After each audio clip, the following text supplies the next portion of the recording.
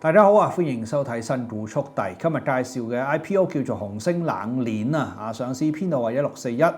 公司方面就係一啲冷凍倉嘅儲存啦，冷凍食品等等啦，係一啲內需消費類嘅項目喎，投機性相對就有限嘅。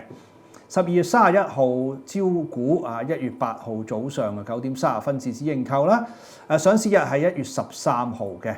發行價格12個2毫6，入場費就挨近6200蚊，集資額2億8附近嚇。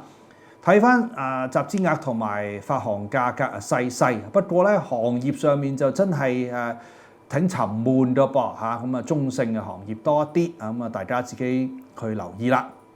我係證監會持牌人，以上所講過嘅股份我係冇財務權益嘅。